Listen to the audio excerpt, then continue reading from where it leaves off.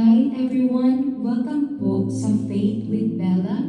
Ngayon po ay babasahin natin ang Job Kabanata 1, Tagalog version at magbibigay ako ng kaunting paliwanag para mas maintindihan natin ang mensahe ng Diyos sa kabanatang ito. Talata 1. May isang lalaki sa lupain ng Uz na ang kanyang pangalan ay Job. Siya ay isang taong matuwid at banal, may takot sa Diyos at umiiwas sa masama. Ang paliwanag. Pinapakilala si Job bilang isang taong may tunay na pananampalataya. Hindi siya perfect pero matuwid siya, may takot sa Diyos at talagang umiiwas sa kasalanan. Sana tayo rin ganito kahit walang nakakakita sa atin.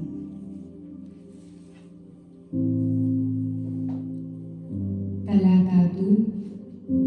Ipinanganak sa kanya 7 lalaki at 3 babae. Binayayaan si Job ng 10 anak, malaki ang kanyang pamilya at itinuturing na malaking pagpapala sa panahon nila.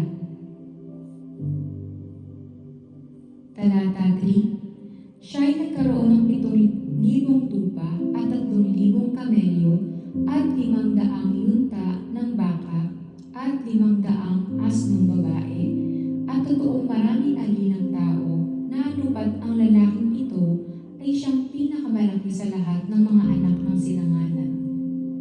Ang paliwanag. Mayaman si Job, pero higit pa sa yaman niya, ang mahalaga ay ang kanyang paggalang sa Diyos. Hindi siya naging mayabang kahit meron siyang lahat. Talata 4.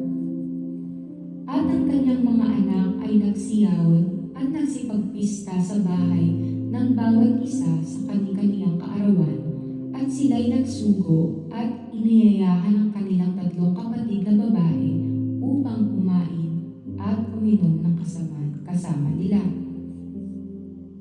Ang paliwanag. Masaya at magkakasundo ang pamilya ni Job. Lagi silang nagkakasama, pero kahit mukhang masaya, may responsibility pa rin si Job na ipagdasal ang kanyang mga anak.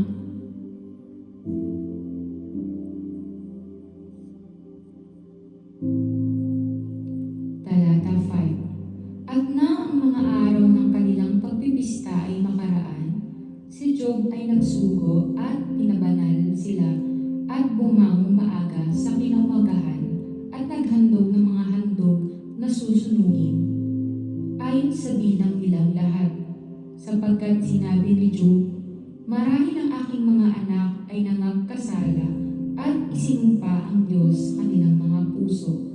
Ganito ginagawa ni Job na palagi. Ang paliwanag. Job was a prayerful parent. Lagi siyang naghahandog at nananalangin para sa kanyang mga anak. Just in case, the seed without knowing. Grabe no? That's how we should be. Covering our family